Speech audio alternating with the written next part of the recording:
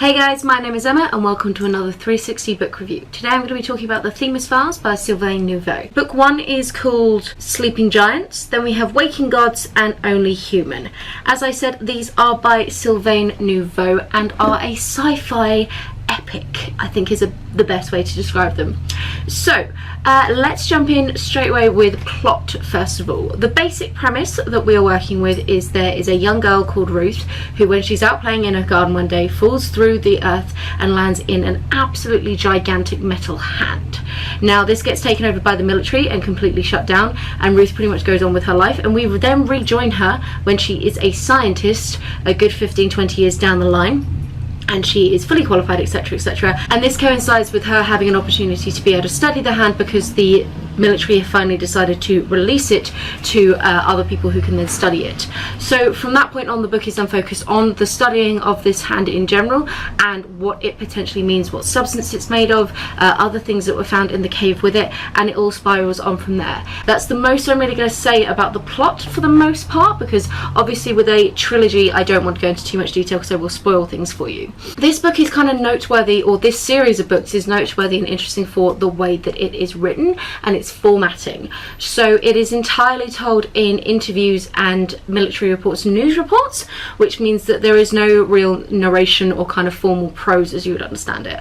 I actually listened to all three on audiobook, and I would heavily recommend that you do the same, because I don't think it would work quite as well and would be quite as powerful just reading the written word. The audiobook is phenomenal. It's a full cast of people. Every character gets their own voice. It's absolutely incredible. There's some really wonderful work with accents because there's lots of different characters from all over the world, and I think that the actors pulled that off very well. One thing I would say about the audiobook is there are the odd bits in the book which get very loud. There's the odd bit of kind of screaming. There are a few moments where people get hurt, and the actors commit hardcore to that in the audiobook form, so I would just be aware of that. Now let's move on to the pros and cons of this book series. For me, I really think that the characters in this and the interaction between them is one of the strongest things. I think that they are all absolutely fascinating, and one of the other things that I think is really interesting and powerful in this book is just the sheer amount of information they've managed to jam into a fairly short space of time, basically. The first book especially really looks at the science behind this hand. We're looking at things like its metal composition and all sorts of stuff linked to do with chemistry and biology and physics. There's a lot of science going on in there. In the cave they find these tablets that have a bunch of kind of scratchings and potential writing on them, so they bring in a linguist who can try and study them and discusses the concept of kind of languages and how you start to translate an unknown language. There's some really interesting discussions about military and military power and kind of global politics, because this hand has been found on US soil, but when they go and search for other body parts they would assume that they are not on US soil only, and there's a whole big discussion there.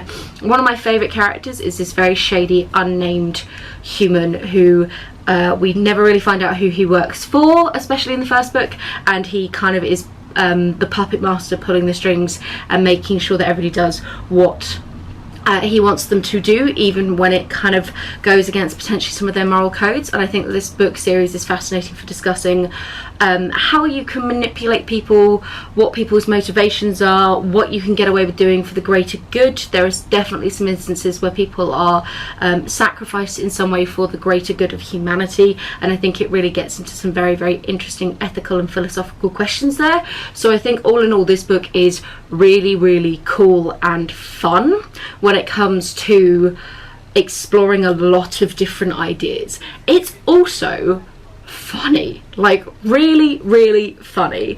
The audiobook, some of the intonation and the particular way of phrasing things are just, I was cracking up so many times when listening to this because it is just hysterically funny. The cons I think would really depend on exactly what form you decide to consume this in. I cannot imagine that humour translating very well on paper, and I think there are a lot of scenes where the book would become quite dry if it was written down rather than listening to it. This is my assumption. I have not attempted to read the book. As I said, I did all three on audiobook form. That is heavily how I would recommend you approach this book. But if you're not a fan of audiobooks, do let me know if you've tried the written down one. How does it work? But I can't see that personally working very well myself. Also, this is relatively hardcore sci-fi. Whilst we spend the majority of the time on Earth, we are talking about fairly hardcore robotics, alien presences. There's a lot of science involved in it. So if sci-fi is not your cup of tea, look at the words. If sci-fi is not your cup of tea, do not touch this with a barge pole, because you're not going to enjoy it. That's completely fair. Things that it is very similar to is it did remind me a lot of the movie Arrival, which I know has been based on a short story. So if you were keen on that when it came to the amount of kind of sciencey, military, linguistic stuff in there, I think you'd really get along well with this book series. It's the first one from Sylvain Neuvel, but I know that he does now have a short novella out, which is in a slightly different style. If you're a fan of your big space epics, you'd probably like this too. If you're trying to dip your toe into sci-fi and you're not too sure exactly where to start, this might be a good place to go for, because it isn't quite your dramatic 1,000,000,001 different alien races and everybody's on spaceships quite. There is most of the action is based down on Earth, so I guess this could be a nice introduction to the world for you if you wanted it. So that's pretty much it from me. I hope you have a wonderful reading week, and I will chat to you soon. Bye guys.